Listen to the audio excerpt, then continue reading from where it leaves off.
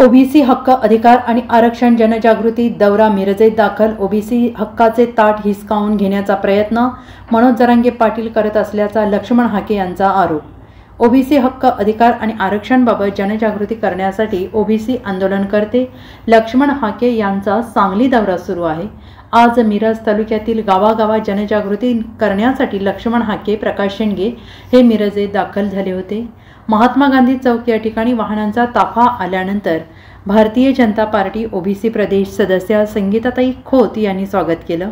लक्ष्मण हाके, प्रकाश शेंडगे यांच्यासह मान्यवरांनी महात्मा गांधी पुतळ्यात पुष्पहार अर्पण करून अभिवादन केलं।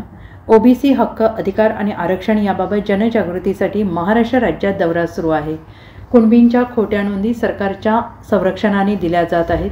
जरांगे पाटील हे ओबीसीचे हक्काचे ताट हिसकावून घेण्याचा प्रयत्न करत असल्याचा आरोप लक्ष्मण हाके यांनी केला आहे। आज आम्ही ओबीसी हक्क आणि अधिकार आणि रिझर्वेशन बचाव या मोहिमेअंतर्गत आम्ही काल कोल्हापूर जिल्ह्याच्या दौऱ्यावर होतो। आज आम्ही सांगली जिल्ह्यामध्ये आहोत। काल संध्याकाळी आमची पलूसला सभा झाली। आज आम्ही आरग असेल, बेडग असेल, मिरज असेल, लिंगनूर असेल, त्याचबरोबर कवटेमंकाळ, आरेवाडी, जत आहे, करगणी आहे, खानापूर आहे, विटा आहे, आटपाडी आहे, या भागामध्ये आम्ही धावता दौरा करत आहोत आणि लोकांची आम्ही ओबीसी जनबांधवांशी आम्ही संपर्क करत आहोत। आपले हक्क आणि अधिकार टिकले पाहिजेत, आपलं ओबीसीचं आरक्षण टिकलं पाहिजे, पंचायत राजमधलं आरक्षण टिकलं पाहिजे, शिक्षण नोकऱ्याचं एंट्री पॉईंटचं आरक्षण टिकलं पाहिजे।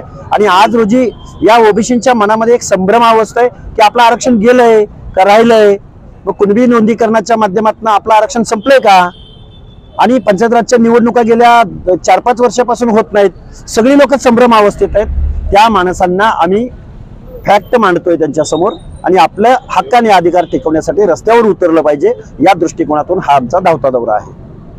Bureau report, SBN Marathi, Miraj.